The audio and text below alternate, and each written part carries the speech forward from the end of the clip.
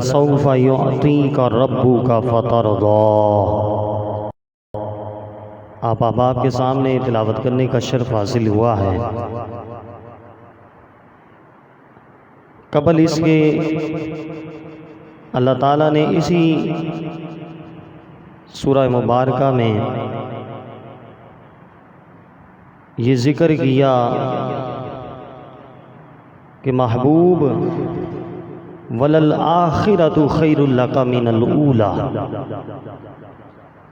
کہ آپ کی آخرت کو ہم دنیا سے بھی زیادہ آپ کے لیے آپ کی شانوں کو مزید بڑھا دیں گے۔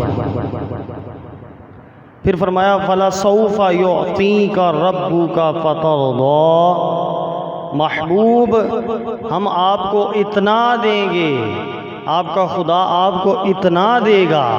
یا اللہ کتنا دے گا؟ فَتَرْضَىٰ، یہاں تک کہ آپ راضی ہو جائیں،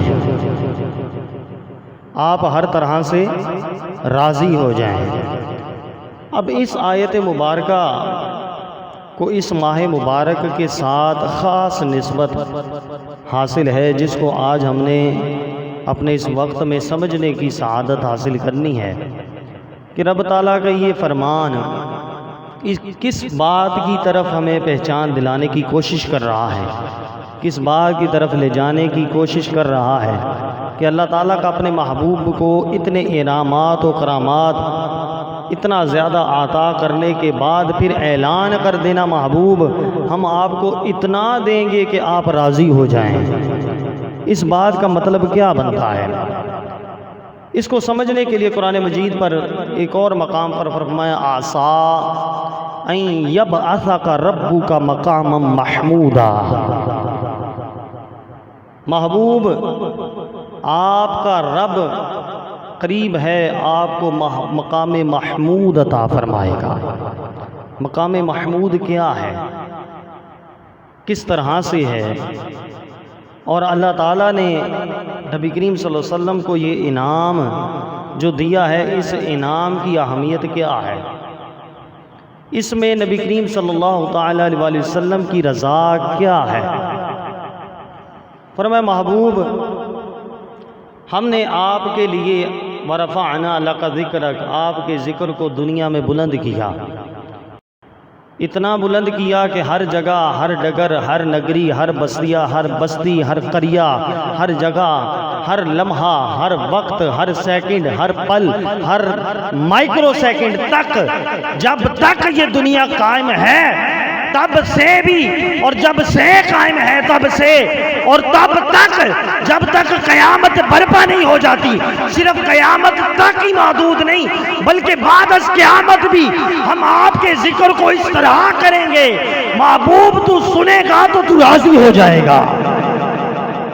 آپ کا ذکر اس قدر بلند ہے، اتنی بلند و بارگاہ، اتنی عظمت، اتنی رفعت، اتنی شان، اتنی انوکھی اور نرالی شان جو آپ کو عطا کی گئی ہے، اس شان کے پیچھے آپ کا سب سے بلند و پایا مرتبہ آپ کا ذکر ہے۔ جہاں جہاں پر میرا ذکر ہوگا محبوب وہاں پر آپ کا ذکر ہوگا، جو جو مجھے یاد کرے گا وہ آپ کو یاد کرے گا۔ بلکہ یہاں تک نہیں، اس بات کو اگر ہم دوسرے معنوں میں سمجھیں اور عشق کی زبان میں لیں تو سمجھ یہ آتی ہے جہاں جہاں پر مصطفیٰ کا نام ہوتا ہے ارے وہیں پر تو خدا کا نام ہوتا ہے، جہاں مصطفیٰ کا نام نہیں ہے وہاں خدا کا بھی نہیں ہے۔ خدا کا ہونے کی وجہ مصطفیٰ ہے کیونکہ اللہ نے بنایا ہے۔ تو قیامت کا منظر ہوگا، ہر ایک بندہ نفسہ نفسی کے عالم میں ہوگا، ہر ایک کی پرواہ ختم ہوگی، زبانیں لٹک رہی ہوں گی، سورج سوا نیزے پر ہوگا، اس وقت کے منظر کشی کرتے ہوئے حدیث پاک میں آتا ہے نبی کریم صلی اللہ تعالی علیہ وسلم نے فرمایا، اس وقت کی منظر کشی کی حضور نے فرمایا ہر امت اس وقت اپنے حال پر ترس کھا رہی ہو کہ ہم نے دنیا میں کیا کیا کیا ہے، ہم کیا کیا کر کے آئے ہیں، اور آج جو رب نے اعلان کیا تھا نا کہ تم میرے راستے کو چنو، میری عبادت کرو، میرے راستے پر آؤ۔ آج وہ یوم محشر ہے، وہ فیصلے کا دن ہے جب جزا اور سزا دونوں موجود ہیں اور فیصلہ کرنے والا خود رب بھی موجود ہے۔ رب کا جلال اس قدر ہوگا کہ کسی کی ہمت نہیں ہوگی، ہر ایک کا چہرہ لٹکا ہوا ہوگا۔ یہ ہم جو دنیا میں کرتے ہیں وہ کر کے اکثر ہمارے ذہن میں یہ آتا ہے، جب بندہ گناہ کرتا ہے نا، گناہ کر کے ذہن میں یہ آتا ہے اگر یہ میرا گناہ میرے ماں باپ کو پتہ چل گیا، اس کے لیے بندہ بڑے اہتمامات کرتا ہے، ماں باپ سے پردہ رکھ کے، کمروں میں چھپ کے، لوگوں سے تنہائی اختیار کر کے کہ کہیں کوئی دیکھ نہ لے۔ لیکن رب کی اتنی زیادہ بندے پر نظر ہے، وہ فرماتا ہے میں تو تمہارے حلق سے بھی زیادہ قریب، تمہاری شارک سے بھی زیادہ قریب، تم کہاں چھپو گے؟ میں ہر وقت دیکھ رہا ہوں۔ میری شان بصارت یہ ہے، تم جو کرو، جو سوچو اور جو کرنا چاہو گے میں اس سب کو جانتا ہوں، مجھ سے کیا چھپاؤ؟ تو بندہ جب سارے گناہوں کا پلندہ اکٹھا کر کے پھر اس وقت میدان معاشر میں ہوگا، اپنے حال پر شرمندہ، ندامت زدہ کہ دنیا میں کیا کیا نہ کیا، کون سا غلط کام ہے جو ہم نے چھوڑ دیا۔ اب وہی بات جو رب نے وعدہ کیا تھا وہ وعدہ پورا ہونے والا ہے۔ اس وقت اللہ تعالیٰ اپنے محبوب کی ایک شان دکھائے گا۔ وہ شان کیا ہوگی؟ نبی کریم صلی اللہ تعالیٰ علیہ وسلم نے فرمایا اس پریشانی کے عالم میں سارے تجسس میں ہوں گے کہ اب کیا ہوگا، کیا ہونے والا ہے۔ اس وقت انبیاء اور اولیاء کو اللہ تعالیٰ ممبروں پر جلوہ افروز، تو جو میری طرف کریں، وہ پنکھا چلانے گئے ہیں، آپ کو کچھ نہیں کہہ رہے۔ اللہ تعالیٰ اس وقت انبیاء کو اور اولیاء کو زمرد و یاقوت کے، موتیوں ہیروں کے بنے ہوئے ممبروں پر بٹھائے گا، ان کی شان منفرد حیثیت سے واضح کرے گا۔ انبیاء و اولیاء اپنے ممبروں پر تشریف فرما ہوں گے اور رب اپنے محبوب کو یہ شان دے گا۔ فرمایا وَلَا سَوْفَ يُعْطِيكَ رَبُّكَ فَتَرْضَىٰ، یا اللہ کس طرح سے اپنے محبوب کو راضی کرے گا۔ فرمایا انبیاء اولیاء کے ممبر جہاں لگے ہوں گے وہ عرش کے سائے تلے ہوں گے، پھر رب اعلان کرے گا فرشتوں وَسِعَ كُرْسِيُّهُ السَّمَاوَاتِ وَالْأَرْضِ، وہ میری کرسی لاؤ جو میری شان کے مطابق ہے، میرا بھی ممبر لگایا جائے، رب کا ممبر لگایا جائے گا، وہ کرسی بچھائی جائے گی۔ اللہ تعالیٰ اپنے ساتھ اپنے محبوب کا ممبر عرش پر لگا دے گا، وہ عرش پر رب کے ساتھ ممبر لگا ہوا ہوگا اور محبوب کو بلایا جائے گا، پھر استقبال مصطفیٰ ہوگا۔ استقبال مصطفیٰ کیا ہوگا؟ پہلے تو سارے انبیاء، سارے اولیاء، سارے صلحاء، جتنے بھی اس دنیا میں پیدا ہوئے، جو بھی اس دنیا میں آیا، اللہ کے سارے فرشتے نبی کریم صلی اللہ تعالیٰ علیہ وسلم پر درود و سلام پڑھیں گے۔ یہ جو ہم جمعے میں کھڑے ہو کے پڑھتے ہیں نا، مصطفیٰ جان رحمت پہ لاکھوں سلام، اس وقت یہ صدا فرشتوں کی ہوگی، اولیاء کی ہوگی، انبیاء کی ہوگی، رسولوں کی ہوگی، مصطفیٰ جان رحمت پہ لاکھوں سلام۔ مصطفیٰ پر سلامتی پڑھی جائے گی، سلام پڑھا جائے گا، اور نبی کریم صلی اللہ تعالیٰ علیہ وسلم کو قبر انور سے لانے کے لیے اللہ تعالیٰ 70,000 فرشتوں کا ایک جرمٹ بھیجے گا۔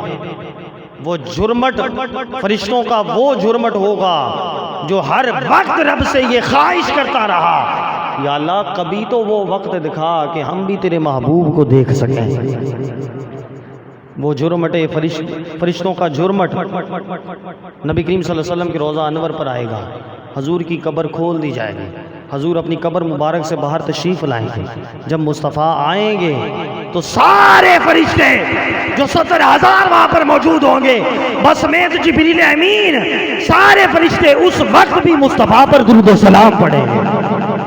مصطفیٰ کا یہ استقبال وہاں سے ہوتا ہوا جلوس کی شکل میں لایا جائے گا، پھر نبی کریم صلی اللہ تعالیٰ علیہ وآلہ وسلم کو سارے انبیاء جب آئیں گے اپنے اپنے مقام پر اپنی شان کے مطابق آئیں گے، اور مصطفیٰ کی انوکھی شان یہ ہوگی، مصطفیٰ کو راضی کرنے کا طریقہ یہ ہوگا کہ نبی کریم صلی اللہ تعالیٰ علیہ وآلہ وسلم کے لیے اللہ جنت سے براق بھیجے گا، حضور کو براق پر سوار کیا جائے گا، براق پر سوار ہو کر نبی کریم صلی اللہ تعالیٰ علیہ وآلہ وسلم عرش پر جائیں گے اور رب کے پاس آ جائیں گے۔ جب رب کے پاس آئیں گے رب حکم فرمائے گا، محبوب آپ کے لیے ممبر لگایا گیا ہے، بیٹھ جائیے۔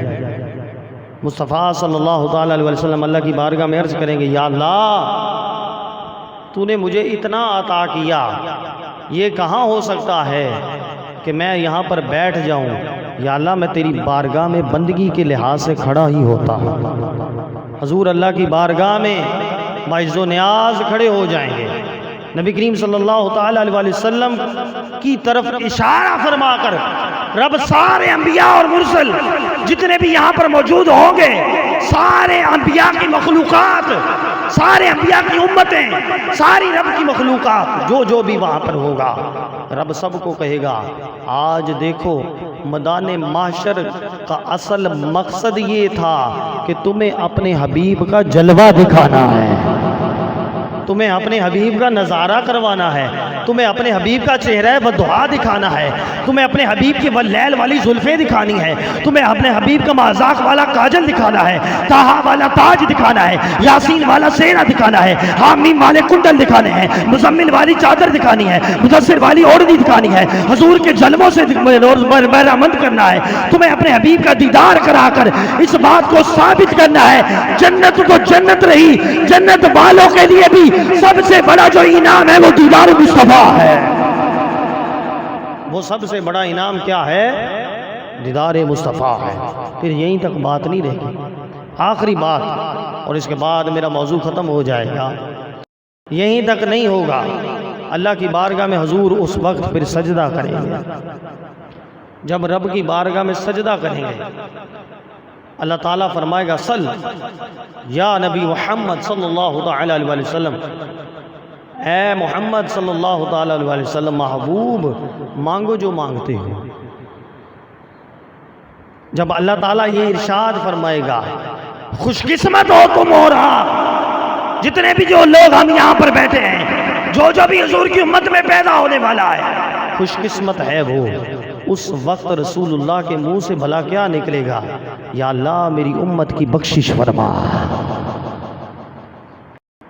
اللہ تعالیٰ اعلان کرے گا، محبوب تمہاری امت میں سے 70,000 ایسے بندے جن کو جہنمی لکھ دیا گیا تھا، جن کے اوپر سٹیمپ لگ گئی تھی، مہر لگ گئی تھی، یہ جہنمی ہیں، 70,000 ایسے بندوں کی نجات ہو گئی، جاؤ ان کو جنت میں لے جاؤ۔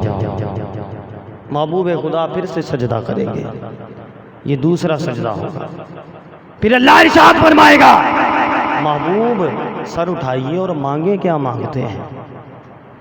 عرض کریں گے، یا اللہ تعداد تھوڑی ہے اور بڑھا۔ قربان جائیں اپنے آقا کی، اپنی امتیوں کے لیے محبت کا تقاضا کیا ہے؟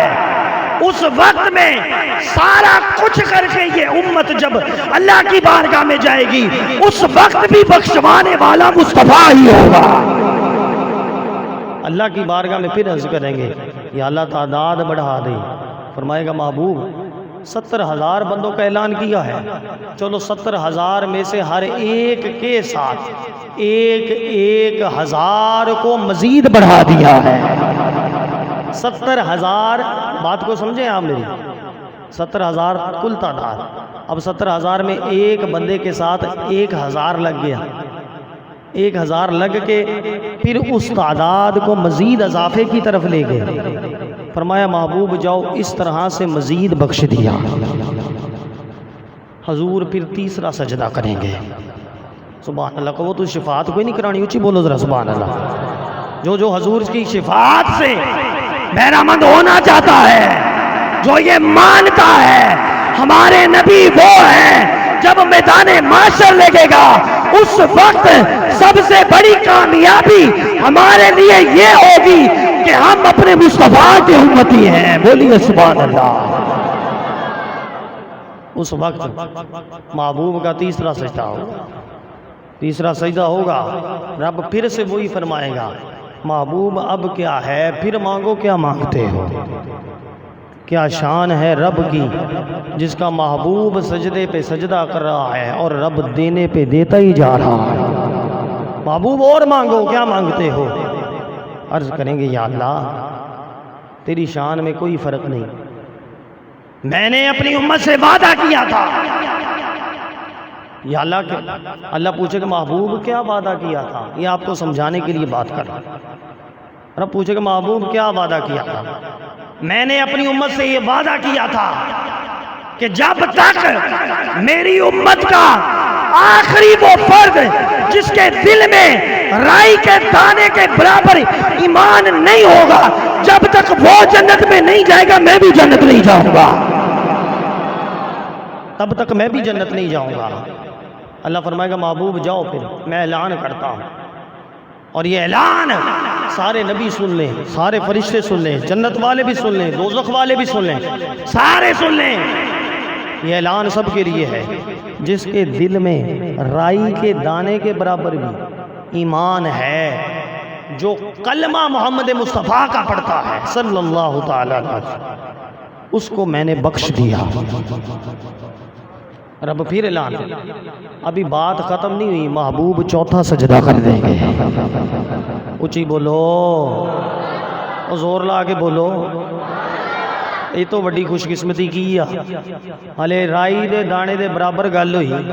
رائی کا دانہ پتہ کسے کہتے ہیں؟ اگر کسی نے دیکھا ہو، جو سیانے ہیں انہوں نے تو دیکھا ہوگا، بچوں کو اور جوانوں کو شاید نہیں پتا ہوگا. رائی کا دانہ جو ہوتا ہے ریت کے ذرے کے برابر تقریباً ہوتا ہے. اتنا سا بھی ایمان ہو تب بھی بخشوانے پہ آئے تو بخشوا کے چلے. پھر چوتھا سجدہ ہو گیا. جب چوتھا سجدہ ہوا اللہ نے فرمایا محبوب پھر سجدہ کر دیا، سر اٹھاؤ مانگو، صلی علی نبی مصطفیٰ مانگو. اللہ تعالیٰ کی بارگاہ میں مصطفیٰ عرض کریں گے صلی اللہ تعالی علیہ وسلم، عرض کریں گے یا اللہ یہ بھی تھوڑا ہے اور کرم فرما. اب اور کرم کتنا ہے؟